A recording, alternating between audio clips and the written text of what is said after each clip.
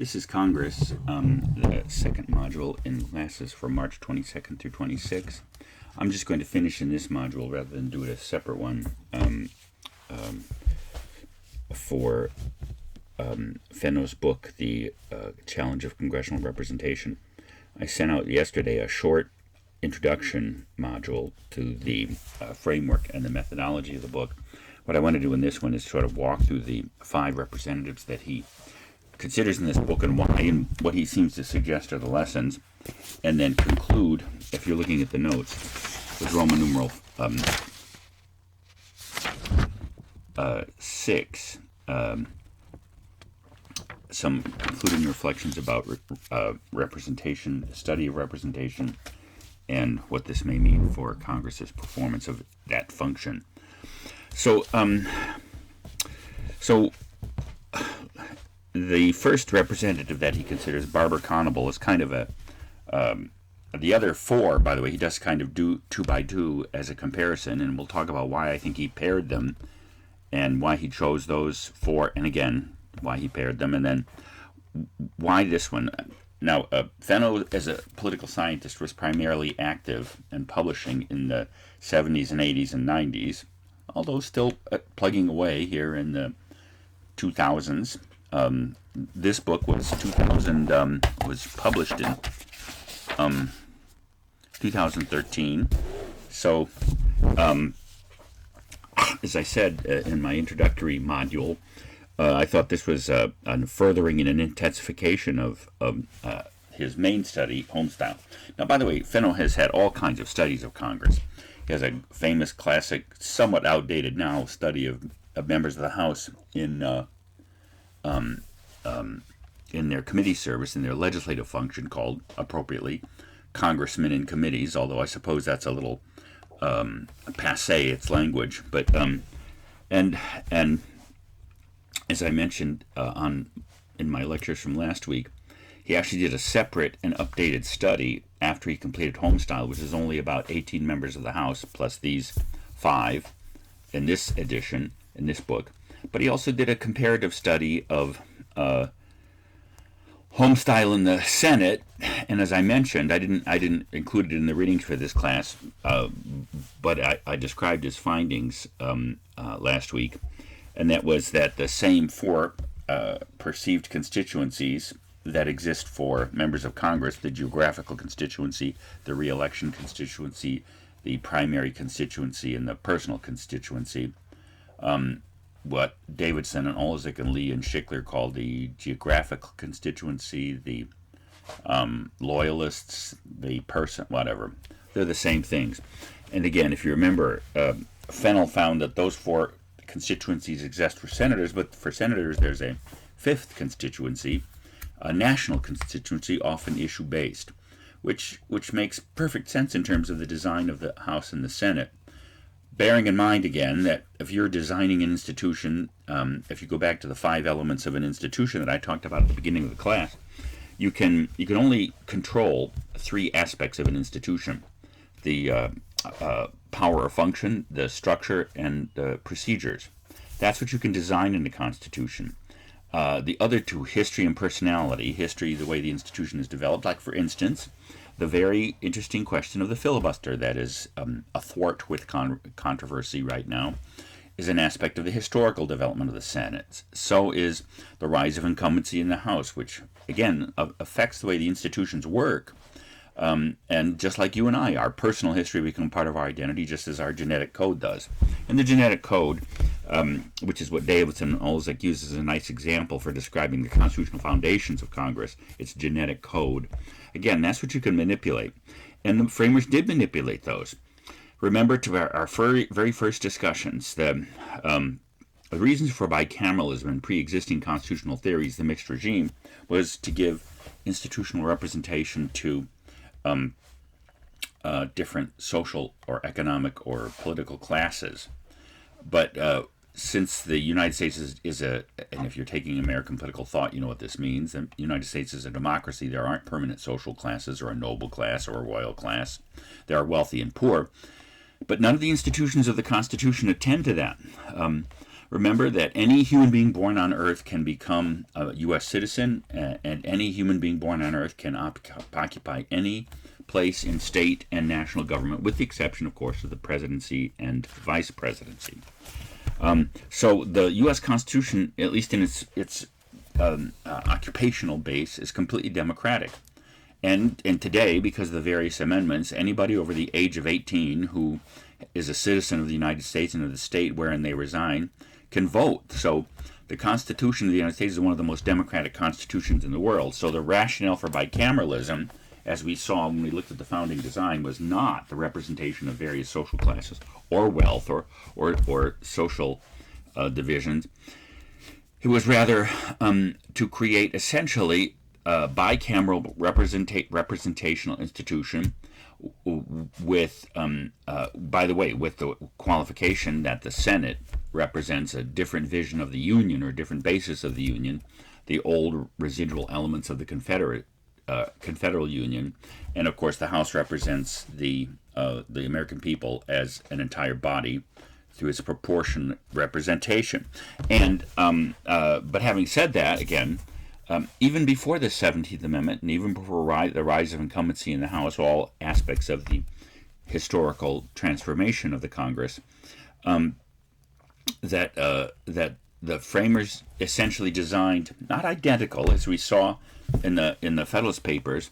You could achieve some aspects of bicameralism, a check on corruption, and a more deliberate legislative process just by having two houses of representatives.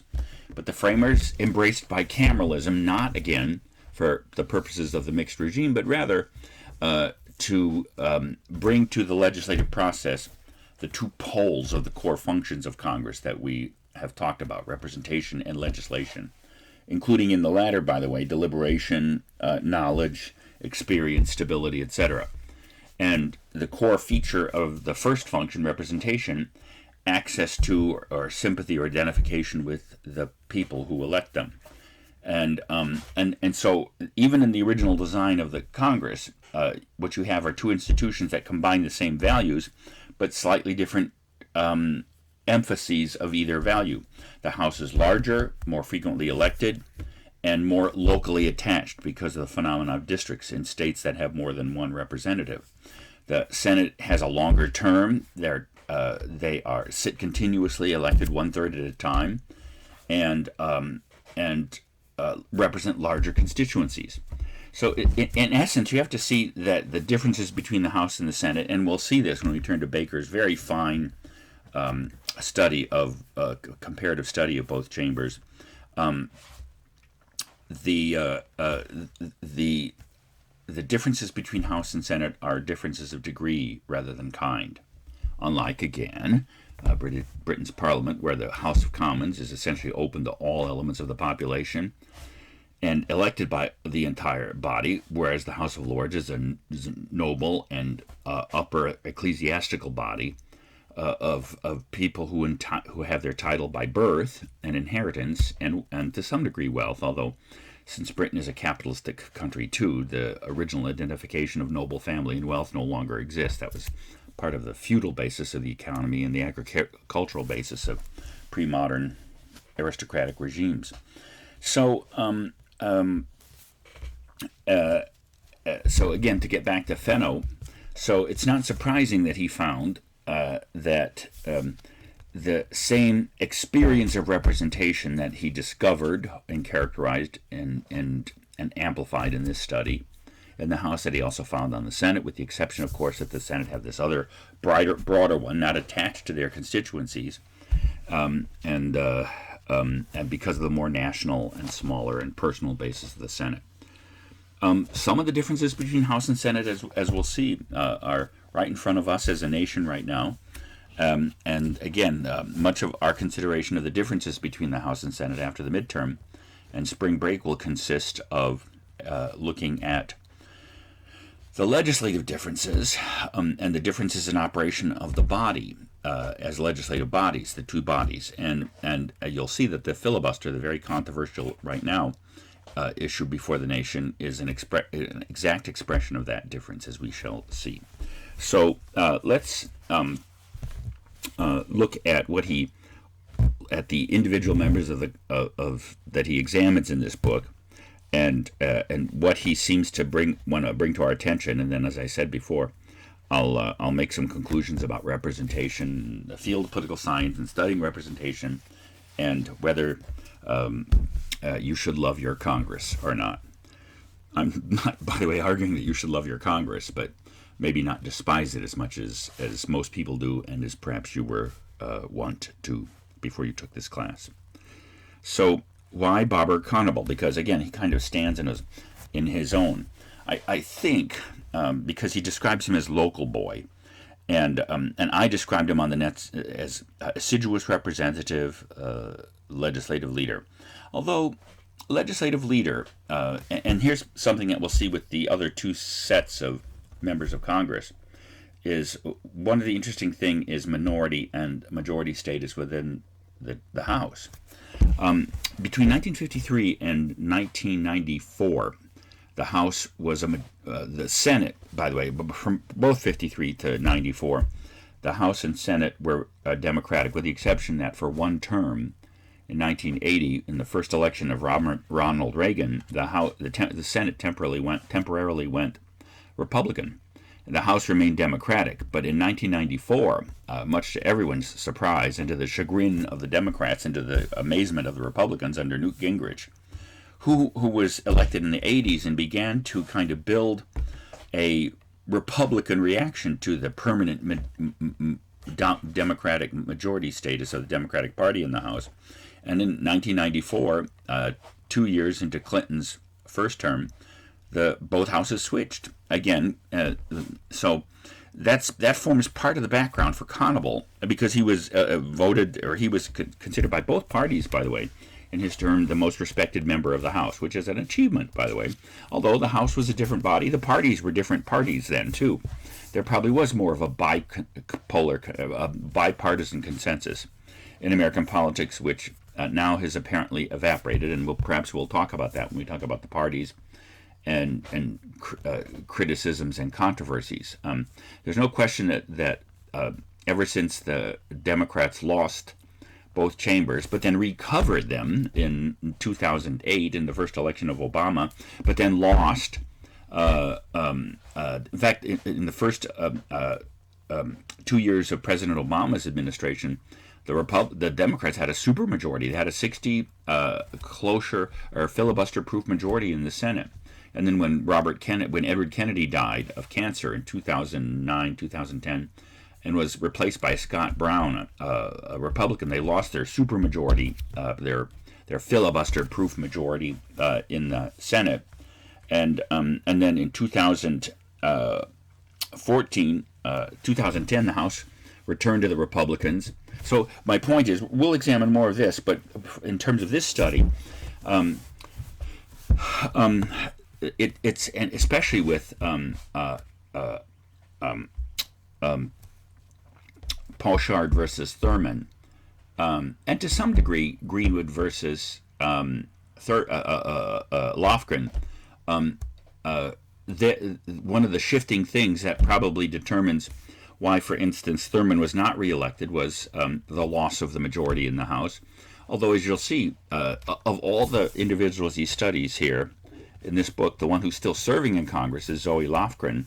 And so she's been majority-minority status several times. And it doesn't seem to have affected her rootedness in her district. And I think that's one of the reasons why he may have chosen her for this study. So perhaps the way I characterize Barbara Conable as assiduous representative, and perhaps assiduous, which means hardworking or dedicated, and that he certainly is. Perhaps that's not the right term either, as is legislative leader, because it's when we talk about legislative leader, first of all, we do mean actual positions of leadership, such as Chuck Schumer and Mitch McConnell in the Senate, and Kevin McCarthy and Nancy Pelosi and Steny Hoyer in the House, the majority leader, minority leader, and the Speaker of the House. But by legislative leader, I actually meant to say successful legislator, in the sense that Conable, in the 20 years that he was in Congress, and by the way, wasn't defeated, he wasn't unelected, he retired from the House. And that's what both Poshard and Greenwood have in common, as opposed to Thurman, who was unelected. And again, I think that's one of the reasons why he included her in this study, because just think about it, of these 5 individuals, one is still in the House, I think now after, I don't know, what, 30 years almost in the House, and Zoe Lofgren, and Barbara Conable, and Glenn Poshard and Greenwood all retired voluntarily. And the suggestion is that they probably could have remained as... So on one level, what does that tell you? That tells you on one level, they negotiated the representational link. Thurman, the representative from Florida, who wasn't born in that district, as opposed to Conable and Poshard, who, by the way, paired seem to be natural. And for that matter, Greenwood and Lofgren, they seem to be emanations of their district. They're all more or less native to there, born to there. I think all of them, but they're all clearly rooted in that district in terms of their way of life and who they are.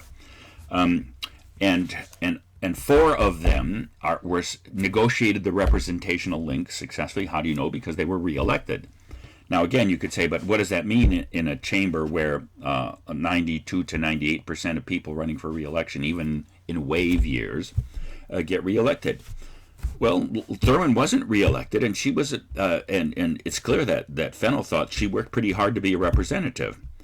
So clearly, I think he wants us to learn something about the representational link by those who maintain it successfully by being reelected. If you're reelected, and that means you both generated your reelection constituency, which is, of course, the thing that keeps you in office. That is to say, those people in your district that actually voted for you, and which tends to be a partisan, but not necessarily, because like Conable got 63 more percent of the vote. So does Lofgren. In other words, it's clear there are people voting for these individuals who are not simply members of their party.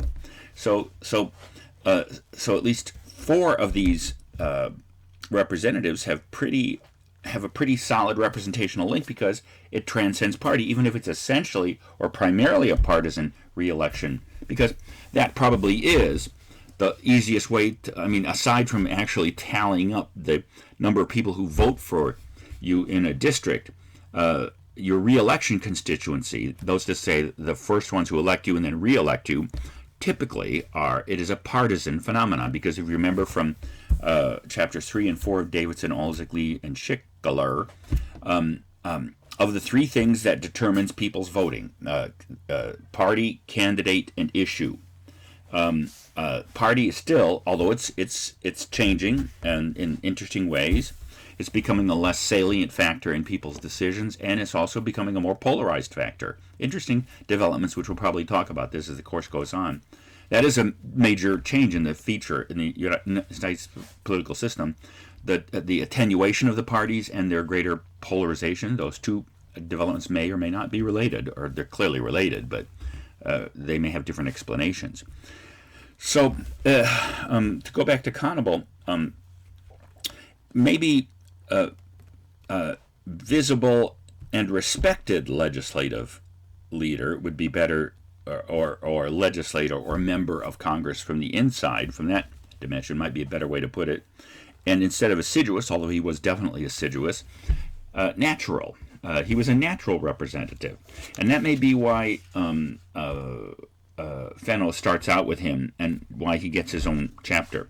Because it seems as if by designating him as a local homeboy, who happened to be, by the way, a moderate Republican, his district in upstate New York was a rural district, primarily a rural district, and it was redistricted at one point, which has led to his most competitive but still successful reelection. It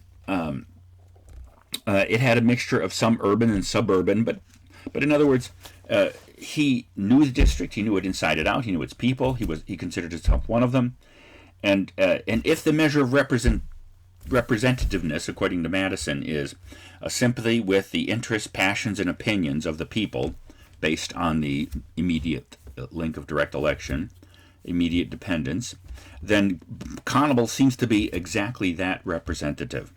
As a moderate Republican, it means that in some ways that meant probably that explains part of the reasons why he's elected by such a large re-election constituency, because he was still appealing to centrist and moderate Democrats. But that would also partially explain why he was such a respected member of Congress, because he was able to cross the aisle and again, the most respected member in Congress of either party, which was designated by both parties. So he was adept and a visible legislator, but it seemed as if the thrust of his service in Congress was primarily to represent his district, which pretty much seemed to have been a fulfillment of Madison's intention, and I think that's why Fenno represents him here. Now, in terms of the first pairing, moving on to Roman numeral 4, Glenn Poshard, who is a natural and successful representative and unambitious legislator, again, he's like a Democratic version of Conable. And then Karen Thurman, who's well, we'll talk about her. She seems to have wanted to be elected to Congress so as to be a legislator. Now, that's not saying. Now, we will see when we come to our concluding reflections that these two functions, going back to Davidson and Olizik, and Lee and Schickler, we don't want to leave them out of the party. That again, the point we'll see, and I think one thing I want you to take away from this course is that these are linked, overlapping, but not identical, and functions, and in fact often pose intense tensions between the two. So, so to some degree, Poshard seems to have, like Conable, this is like Sesame Street. How one of these things is, how are these things like and unlike? Thurman seems to have been primarily wanted to be an active legislator, and then found the opportunity to reach that goal by, and we'll talk about one of the things that she moved from the state legislature in Florida to her district, and then helped design the district that got her elected. And that may have been linked to her eventual downfall, or her failure to win re-election at one point. Although, again, you'll see that Mayor, I'm not sure if Fenno thinks that's because she was a failed representative, but that the representative conditions of her maintaining her link sort of evaporated or disappeared around her as her district was redistricted when the Republicans took the state legislature. More about that when we talk about the issue of redistricting.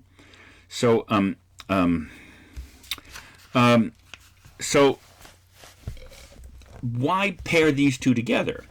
First of all, what their districts seem to have in common are huge districts, as opposed to, by the way, Greenwood's and Lofgren's districts, which are urban-suburban, although somewhat homogeneous Republican in Greenwood's place in the west part of Pittsburgh, and the same with Lofgren's district in California, although moderate to liberal Democrat in that case.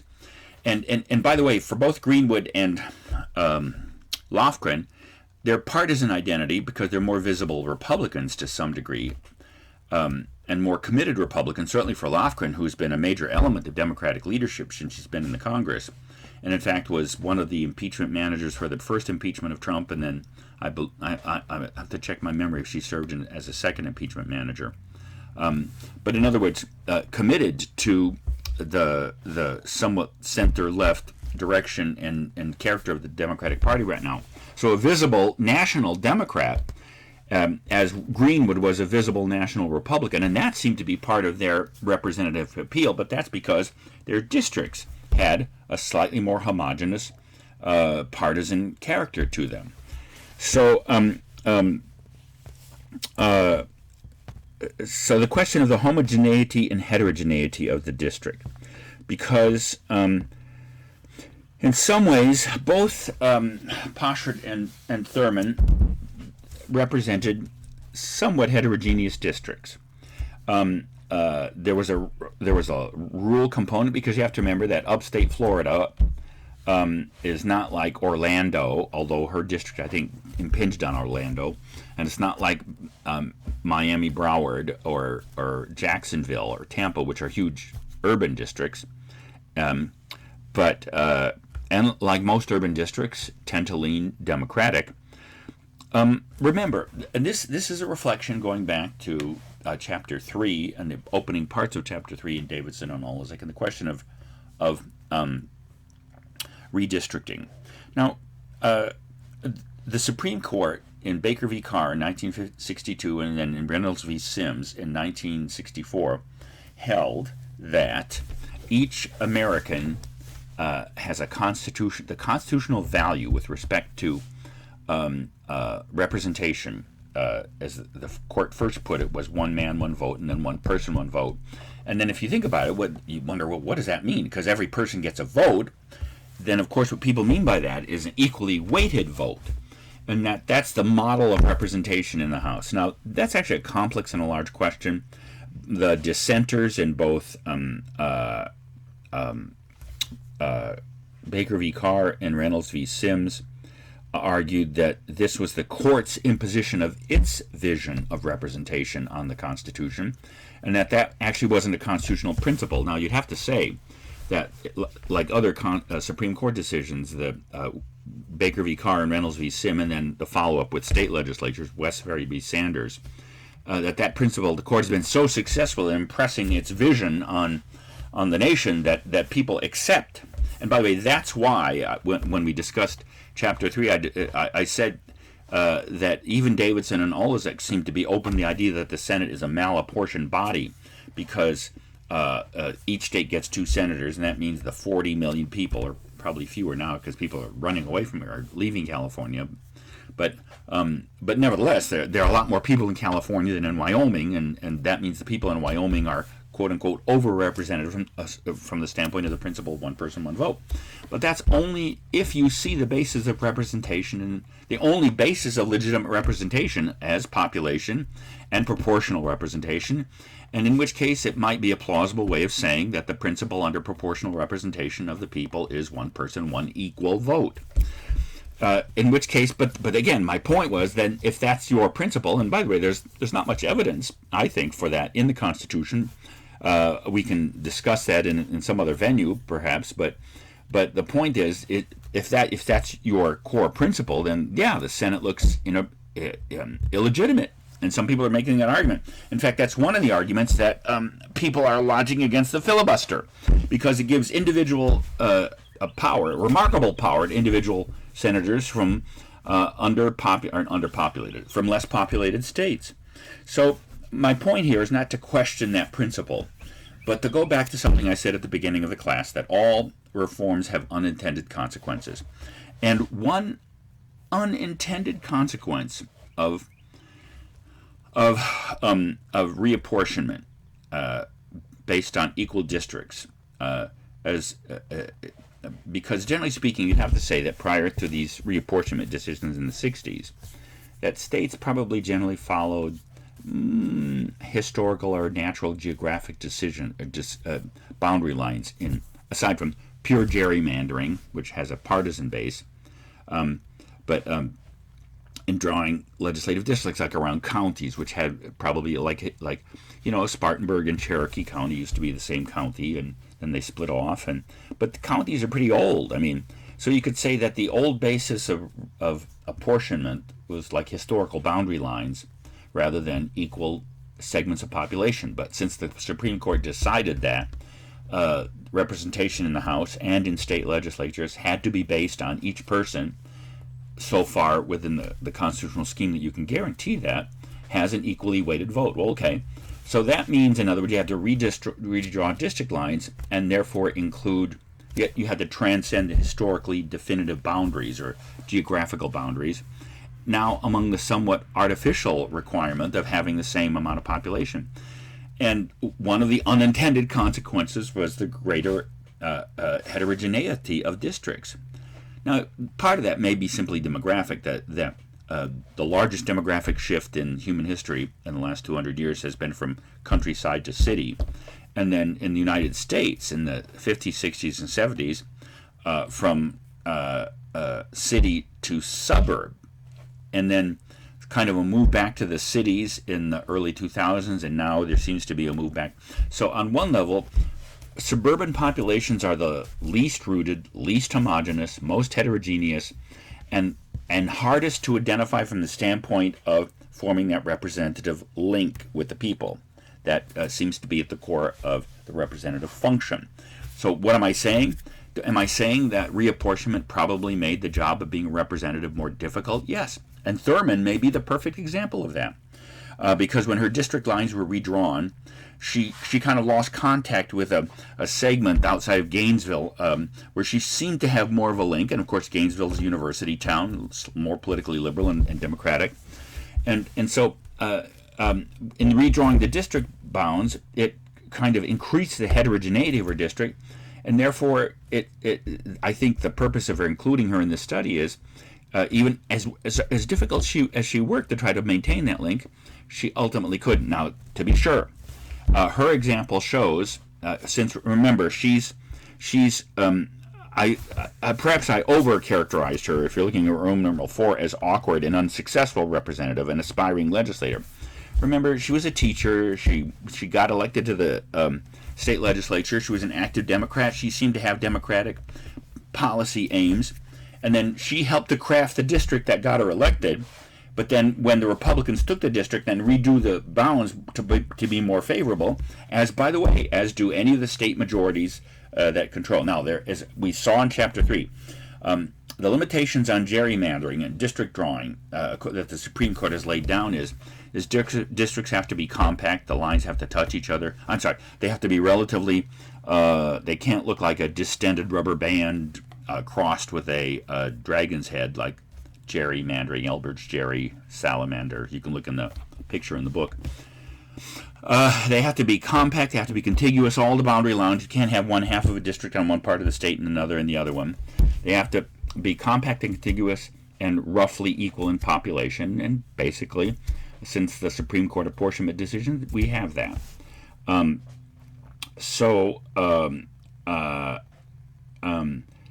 The other requirement, which the court has been much less successful in articulating, is they can't be racially gerrymandered. Now, again, the court has found it a tremendously difficult thing to articulate clear standards for when you have a racially gerrymandered. Because, again, you can think about it. Is it better to have a racial minority or an ethnic minority spread across several districts where their element in the population means that they have an effect on the final outcome of the representative from that district? Or is it better for them to?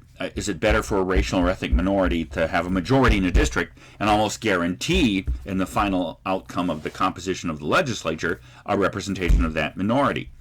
Cracking and packing are if you look back on Chapter 3, are the techniques for, and again, it's not clear what the standard is for when a district has been racially gerrymandered. Now, the question before the court now, and that seems is there such thing as excessively partisan gerrymandering? Now, all districts are except in those few states, I think 6 states whose legislative congressional districts and state legislative districts are drawn by a bipartisan district commission, whose very purpose is to make sure that that legislative district lines are not drawn to the benefit or detriment of one of the major parties. But in the vast majority of the states, whenever a party wins the majority of the state legislature, then they redraw the districts to their benefit. That has benefited the Republicans since the early 2000s. And again, the constitutional question is can a majority party be excessively partisan in drawing its districts and therefore drawing districts to its own electoral advantage?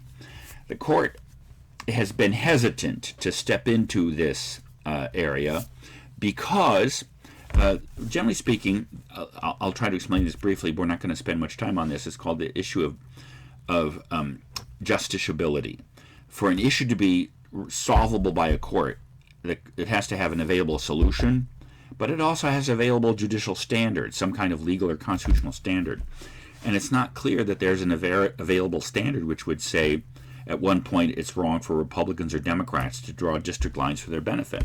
My guess is the court, again, the court, those issues have been coming up to the court. The court has not ruled decisively on that. My guess is they will probably refuse to embrace partisan gerrymandering as a constitutional requirement, or nonpartisan gerrymandering. So that means, to get back to Thurmond, when the Republicans then became the majority party in Florida, because its composition has been changing, and in fact, Florida has been a pretty reliably Republican state on the statewide level, and has generally produced a Republican vote in the presidential election too. So they redesigned the districts, and that meant it was harder for Thurmond to hold on to her district. But what do you learn from that? You learn that it's easy to perform that representative function when you are able to form, remember that one of the elements of the presentation of self, are the three elements, are identification, qualification, and empathy. It isn't that she failed to communicate her qualifications as a legislator, or even to represent it, but rather she lost the ability to maintain that sense of identification, and perhaps even empathy. Perhaps because the district simply got harder to represent, or it became more favorable to a Republican re-election constituency.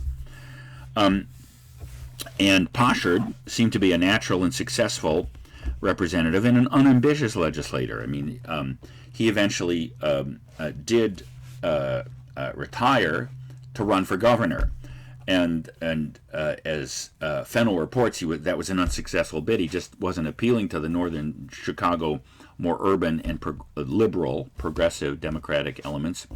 Now he's, I think, probably still is the president of SIU, Southern Illinois University. So what does that suggest? It suggests that he, like Conable,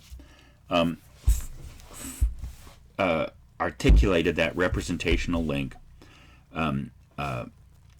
not based upon his visibility as a legislative leader in Congress, but based upon his communicating to the members of his district that he was one of them. Again, just like Conable, who knew his district inside and out, Poshard knew his district, which was also, like Thurmond's, by the way, vast, huge, and Fenno spent a lot of time in cars and hotels tracing these people over their vast districts. So it also suggests that a big district is representable if it's not too heterogeneous. I think that covers all pretty much the points I wanted to look at those two. And then with respect to Greenwood and Lofgren, successful representatives, successful legislators. Now, both of them came from stable, homogeneous suburban urban districts, both involved, one Republican, one Democrat, both involved in legislation, party leadership positions within their caucus.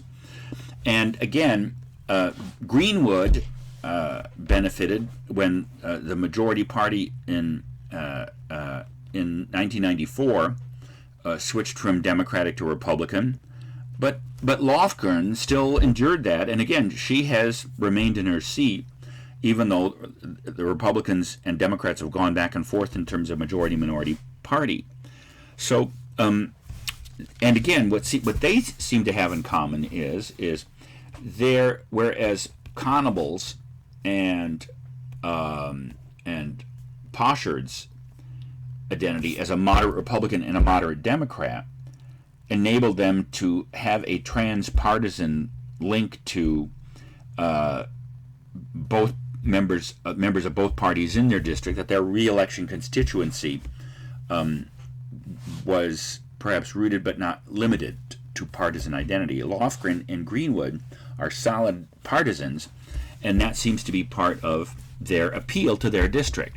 So what helps them form that representative link in their district is actually their partisan identity. Now, they're not radicals or extremists in their parties, but nevertheless, the reason they seem to have negotiated that representational link has more to do with the character of their districts and who they are in connecting with that.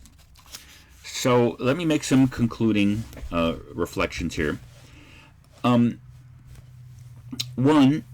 I see in all of Fenno's work, and had we had the time and opportunity to look at Arnold's very interesting study of the logic of congressional action, based all the way from how citizens see, and again, as I said, I decided not to use that word, but its usefulness is that he observes many aspects of the representational link on the citizen level, and the link between the representative and that level, and how representatives make the connection between their legislative behavior and their appeal as representatives. And let me just remind you that what he found was that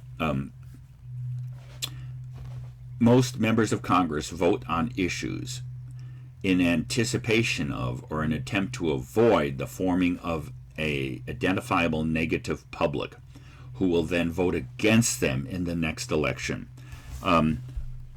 which nevertheless is a representational link and seems to confirm Madison's understanding of what will hold members of Congress to their representative trust.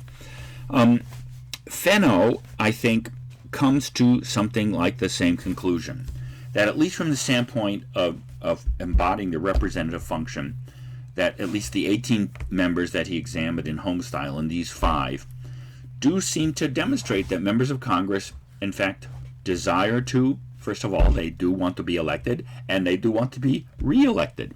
And in doing so, they try to fashion themselves, since it's now a year-long career and a lifelong career, they do try to do this by turning themselves into someone that their constituents trust and will re-elect without alienating them. So is that representation? Well, one thing you have to ask, and I think Arnold probably does this a little bit better than Fenno does, but Fenno does this, is remember, we are a diverse, huge nation. Modern representation isn't just like, remember, the original rule for representation in the House was at least one for every 30,000. And again, that's why at the turn of the century, the 1900s, the House decided to limit its membership to 435, because otherwise, with close to 330, probably 350 million people now, we'd have like 10 to 15,000 members of the House, which would be, it would not function. So, and by the way, many other representative legislatures, I think the Russian Duma has about 800 members or something like that. So 435 members seems to be about all you're going to get to represent 350, and perhaps in another 100 years, if we're still here, 500 million people. And that means what's going to be the link between these 435 individuals elected from all over the country and the more or less 1 million people that each one of them represents? With such a diverse population, and in some ways, it does seem to suggest that, first of all, you're not going to get, and we've already examined this issue, and that's not what the framers meant by representation anyway, whatever benefits there might be about virtual representation. That's not where Congress's representative character is to be found, but rather in their ability to perceive themselves as and try to be like and feel like the people they represent. Just as Madison said, sympathy with and the passions, interests, and opinions of the people who elect you. So does Congress succeed in doing that? I think Fenno would say yes. There's a qualified yes to that. And so I do think he understands his work to be something of a corrective for the dismal view. And the one that was reflected in our first meeting of this class when I said, did you think Congress was representative? No. Well, okay. So one thing I've tried to do in articulating that question is ask, what does it mean to be representative? And we've seen different views of that. We've seen the structures that try to generate that, and the behavioral link and the internal consciousness, which is what Fenno reports on.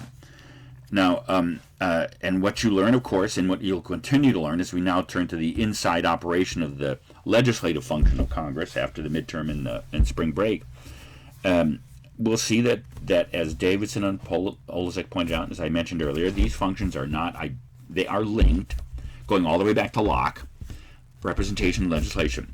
But they are not identical.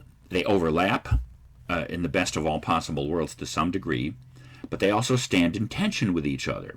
As I think, by the way, he showed this in Homestyle and in this, where one of the activities of Homestyle is try to explain Washington activity. And again, in people like Hannibal and Poshard, whose sense of representative identification with their districts is so strong, that explanation, they all do it, by the way, but it seems as if it's less necessary to maintaining that representational link with districts like that. One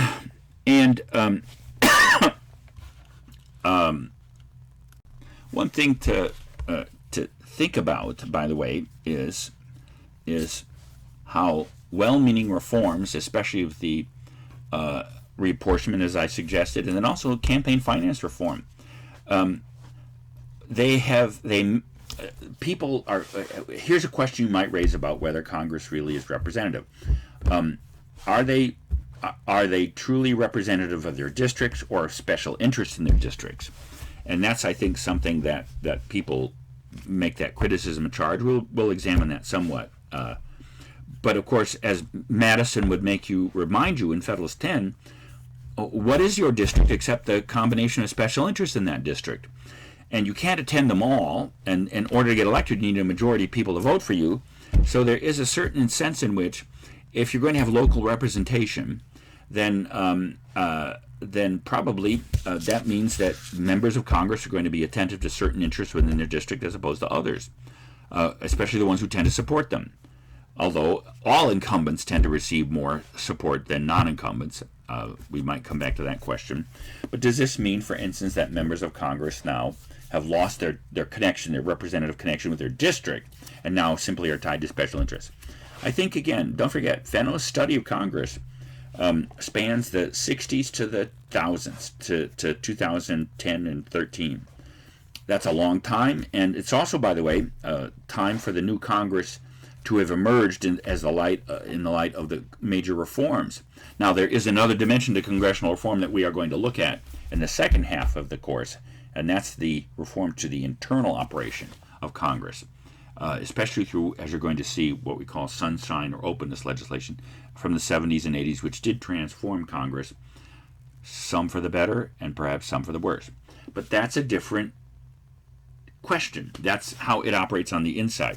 But of course, its inside functioning as a legislative body is connected with its outside function of representing the American people.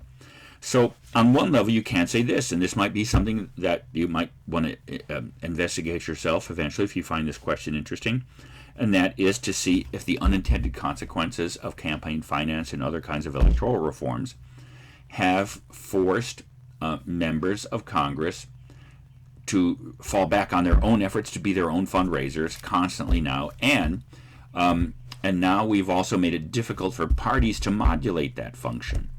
And that means we've unintendedly forced members of Congress in the last 30 to 40 years to be more intimately connected with the individual and PAC and special interest funding that fund their campaigns.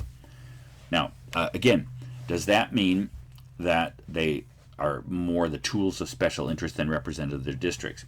I think Fenno would say, on the whole, since the role of special interests is funding campaigns and perhaps getting out some vote, but ultimately it's the voters of the district who are registering their preferences in their votes. So I think for Fenno, the measure of whether Congress is representative is whether or not a representative negotiates that representative link and remains in office, more or less as Madison intended. Now, does that guarantee representativeness? Well, you can come to your own conclusion on that, but I think, again, for Fenno, not only is it a feeble affirmative, but a genuine one, but also probably about as well as it can be in a mass, diverse nation in which 435 individuals are expected to stand for the entire nation of 350 million Americans. Second thing is on the non-identity or the overlap or tension between representation and legislation. Remember, a law is a general principle articulated to express the common good of the nation as a general principle, as a law. Now that's an ideal definition, and you're going to see the legislative function is far more connected with Congress's being able to articulate the common good, although it's based upon and grounded in their representative identities. But that also means, don't forget, that ties them to localities. So one of the complaints of Congress isn't just that they are too attentive to special interests, but they're too attentive to local interests as opposed to the national good. Although different moods of the nation also put different emphases on local versus national politics, and even though most congressional elections are local and all politics is local, at least a good portion of politics is local, which I think Fenno would say he demonstrates. Nevertheless, there are times when national issues impinge, and probably, for instance, the pandemic may be one, because if you think about it, it was a pretty widely shared experience among different parts of the country. Now, we're about to get into, in terms of national policy making, an infrastructure bill, which, aside from whether or not that's equivalent to climate change, addressing climate change, or rather the traditional boards, roads, bridges, airports, that kind of infrastructure, you'll see that when that kind of spending, just like military base spending, politics really does become local. And one of the criticisms that in terms of this articulating the connection between a representative and a legislative function is don't forget, when you say representative, you mean you represent local interests and localities as opposed to the national good. And that's always an internal tension. So it's not only a tension between being a representative in terms of what you have to do in order to perform that function, or being a legislator with competence, deliberation, and connectedness with others in the legislative environment. Remember, that also means that you're in a constant tension between local and national good, which is built into the institution. So when we raise the question of whether or not Congress is representative, here's one possibility. It's overly representative to the detriment of it being a successful legislature. We'll kind of examine that possibility after we become more familiar with Congress as a legislative body. Now, the last thing is this sort of call on the part of the Fenno to the political science profession to generate more like him. Why? It isn't, by the way, because we saw at the beginning of the book where Fenno says the legislative component of Congress's function has been studied a lot because it produces lots of aggregatable data, roll call votes and everything like that. You can observe the rats in their cage. That's a little strong. The ants in their farm. And you can characterize the legislative environment and study it systematically in terms of institutional processes. But even though I haven't exposed you to the vast amount of empirical research that's done on the electoral and representational side, there is that body too, by the way. And for instance, Fenno mentions it, that's how he managed to learn about some of the individual aspects of the members of Congress that he studied in this book. He mentioned the compendia, the empirical compendia of things like the size of districts, their composition, and all that kind of stuff. Well, there's plenty of study of those structural and procedural aspects of the legislative function. But Fenno's right about this. That part of the legislative function that he's interested in, what's the actual link in the mind and behavior of the representative with the people that he or she claims to represent? That probably is understudied, because in order to study, you have to do what Fenno did. So maybe that means in the future that all members of Congress should have like $1 million research assistant attached to them to follow them into the bathroom like Fenno did, and see how much tip they leave at restaurants as they're trying to get votes. Somewhat facetious there. But he's right. There is a certain sense in which the particular and unique value of Fenno's work is he, as a researcher, has studied something that most researchers don't study, and therefore has made us, by publishing his work and making us see something that we might otherwise not have seen. And that's why I incorporate his material into this class, because for you as students of the American political system, on this critical question, is Congress representative of the American people? Perhaps Fenno is the only researcher who does the kind of work that enable us to see that and weigh that question from what we see in front of us. And that's why I use him in this course. And so whether or not he has changed your mind about the representational nature of the Congress, at least I think you could say this, that he, in studying his material, it makes you more informed and thoughtful about that question.